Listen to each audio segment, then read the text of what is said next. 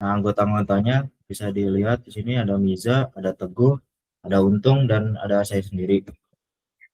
Kemudian pendahuluannya akan dibacakan oleh Untung Saputra. Silakan Baiklah, Untung. yang pertama ada pendahuluan, yaitu perkembangan sistem pembelajaran saat ini menempatkan tingkat kehadiran mahasiswa sebagai salah satu faktor penting dalam menunjang keberhasilan akademik. Kehadiran yang konsisten diasumsikan dapat meningkatkan pemahaman materi dan kesiapan mahasiswa dalam menghadapi ujian, sehingga berpotensi untuk meningkatkan nilai ujian.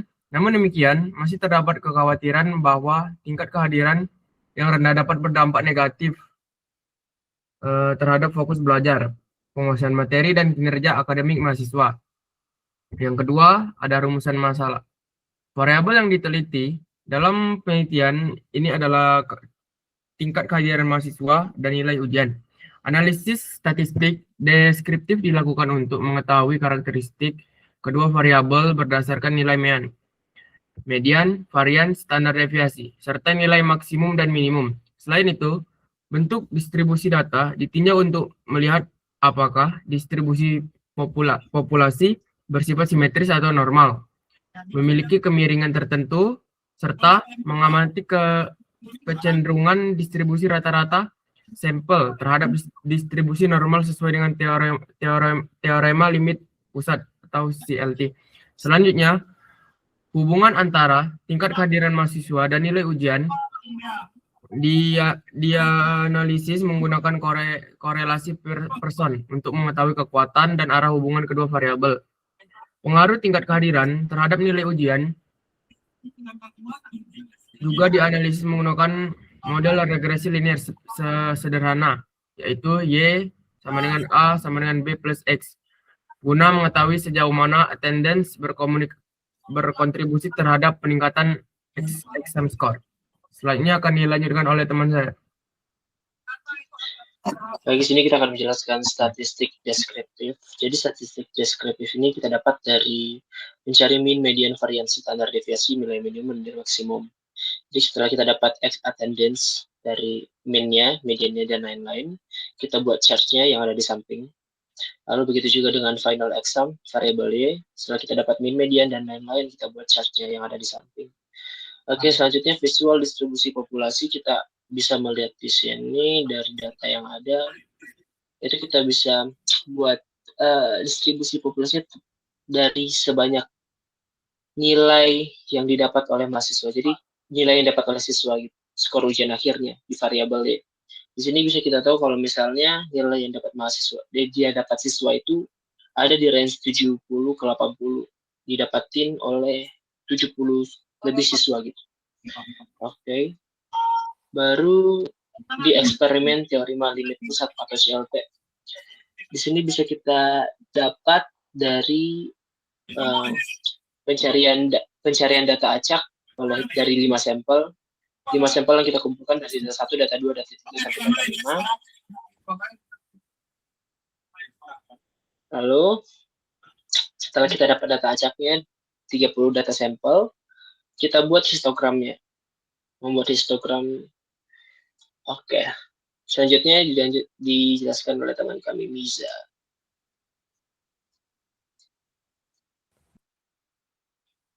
Oke, ada percobaan teorema limit pusat. Di sini ada 30 data acak yang kita ambil. Dan untuk satu sampel itu mengambil 5 data. Dan di sini berarti ada 150 data. Oke, lanjut. Di sini ada korelasi dan regresi linear sederhana. Oke, untuk korelasi di sini diketahui paling banyak di sekitar 0,75 sampai 0,85, dan untuk nilainya kebanyakan di sekitar 60 sampai 70. Dan untuk rumusnya menggunakan regresi linear sederhana, yaitu Y sama dengan A plus BX. Turun ke bawah.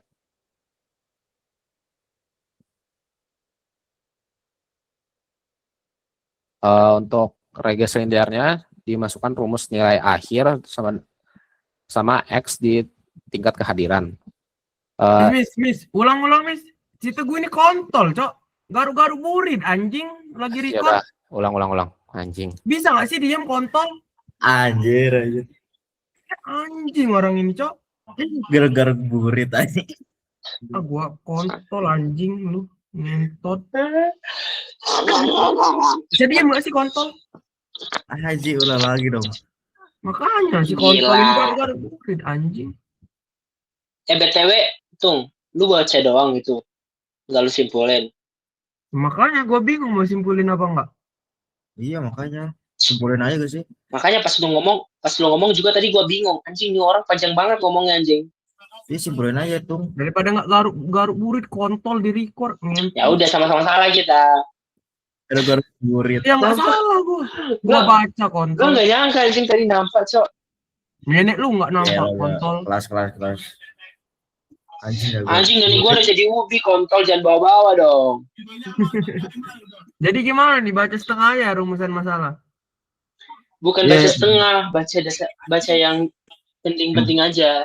Iya disimpulin aja tuh. Gue harus baca lagi kontol udah tengah malam ini nggak kelar kontol. Udah baca aja lah. Ya udah usahain. Ya udahlah serah lu dah. Terus Mulai, Mas. Ulangi. Bentar. Goyang. Ntar lu. Coba ke bawah tuh. Udah dikit lagi Pak mah. Ke bawah. Gue suang gitu Kenapa, besar. Miss? Bawah. Ini yang ini ya, Cok, yang percobaan teorema limit privat anjir. Ah. Yang paling ini. Oh. itu gua kan? Iya, tadi lo baru ketiga udah ke gua anjing. Hah? Iya, Iya, Cok, gue gua batas ini percobaan. doang distribusi populasi. iya. Lo ke ini lo gua. Nanti kalau yang keempat baru Oh, itu gua. iya kan Iya. kan lo yang bikin datanya. Ya udah ayo mulai dulu, Miss. Udah Tunggu. 12, Cok. Ayo le. Gua sampai apa kan?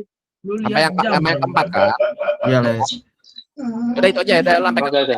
sampai yang keempat. Kalimat Sejam lagi nih le. Belum ngedit lagi anjing. Gak usah diedit dah. ayo. Ayo, Ini gak usah Satu. diedit gak sih? 1, 2, 3. Assalamualaikum warahmatullahi wabarakatuh. Kami dari kelompok 8 ingin mempresentasikan laporan kami, laporan analisis statistik untuk mengenai data-data dari mahasiswa. Kemudian pendahuluan dan rumusan masalah akan dibacakan dengan Untung Saputra. Silakan Bentar, Untung. Cok. Bentar. Baiklah. Yang pertama ada pendahuluan. Bentar. Perkembangan sistem pembelajaran saat ini menempatkan tingkat kehadiran mahasiswa sebagai salah satu faktor penting dalam menunjang keberhasilan akademik. Kehadiran yang konsisten diasumsikan dapat meningkatkan pemahaman materi, kesiapan mahasiswa dalam menghadapi ujian, sehingga berpotensi meningkatkan nilai ujian. Namun demikian, masih terdapat kekhawatiran bahwa kehadiran yang rendah dapat berdampak negatif terhadap fokus belajar, penguasaan materi, dan kinerja akademik mahasiswa. Selanjutnya, rumusan masalah. Analisis statistik deskriptif dilakukan untuk mengetahui karakteristik kedua variabel berdasarkan nilai mean, median, varian, standar deviasi, serta nilai maksimum dan minimum. Selain itu, bentuk distribusi data ditinjau untuk melihat apakah distribusi populasi bersifat simetris atau memiliki kemiringan tertentu, serta untuk mengamati kecenderungan distribusi rata-rata sampel terhadap distribusi normal sesuai dengan teorema limit pusat atau CLT. Selanjutnya akan dilanjutkan oleh teman saya. Mute. Oke, maaf. Di sini kita bahas statistik deskriptif bagian 2.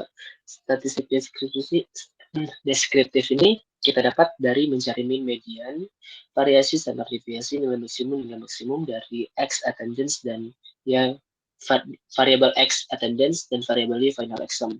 Jadi setelah kita dapat hal-hal tersebut seperti mean, median dan lain-lain, kita buat chart-nya di samping. Ya, kita buat chart-nya. Oke, kita masuk yang ketiga, distribusi populasi visualisasi. Ini kita dapat untuk melihat skor ujian akhir dari variabel Y yang didapat oleh siswa. Jadi bisa kita lihat di sini nilai yang dapat oleh siswa itu dari range 70 sampai 80 nilai terbanyaknya. Dan didapatkan oleh 70 siswa, 70 lebih siswa lebih tepat. Oke. Kita masuk yang keempat, percobaan teorema limit pusat atau CLT. Ini kita dapat dari mencari data acak dari 500 data yang kita bagi menjadi 30, kita bagi menjadi 30 melalui data 1, data 2, sampai data 5. Setelah kita dapat data acaknya, yang data acak atau mean sample atau data sampelnya, baru kita buat ke dalam histogram. Yang kita buat ke dalam histogram ini yang hasil mean sampelnya atau data acak itu. Dan untuk kelima dilanjutkan oleh teman saya, bisa. Oke, untuk nomor 5, korelasi dan regresi linear sederhana. Ini tujuannya untuk mengetahui hubungan antara kehadiran mahasiswa dan nilai mahasiswa. Hubungannya jika mahasiswa sering datang atau apakah nilai mahasiswanya akan meningkat. Oke, untuk rumus regresi linear sederhananya ada Y sama dengan A plus BX. Y sama dengan 9,06 plus 87,21X. Y sama dengan nilai akhir, X sama dengan tingkat kehadiran. Interpretasinya, kekuatan dan arah hubungan. Kekuatannya sangat kuat karena nilai R 0,875 mendekati 1, karena nilai positifnya artinya ada hubungan searah.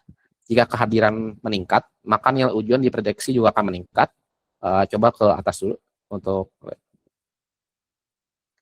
bisa terlihat jika kehadiran makin meningkat, maka nilainya juga akan meningkat seperti di data.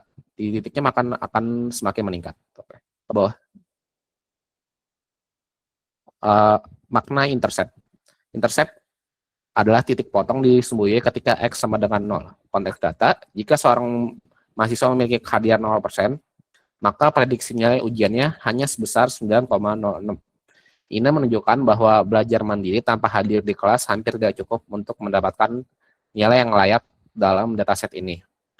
Makna slope B87,21. Slope menunjukkan bahwa kemiringan atau besarnya pengaruh variabel X terhadap Y. Konteks setiap kenaikan 100% pada tingkat kehadiran akan meningkatkan nilai sebesar 87,21 poin. Secara lebih praktis, jika mahasiswa menambah kehadirannya sebesar 10%, 0,1, maka nilainya diperkirakan akan naik sekitar 8,7 poin.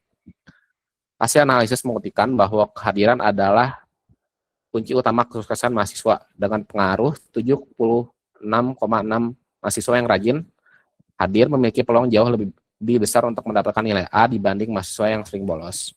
Prediksinya, menggunakan model regresi yang telah dibuat, rumusnya Y sama dengan 9,06 ditambah 87,21X.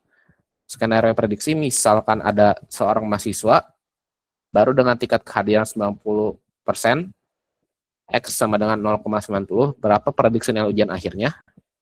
Perhitungannya, Y sama dengan 9,06 tambah 87,21 dalam kurung 0,90. Y sama dengan 9,06 ditambah 78,48.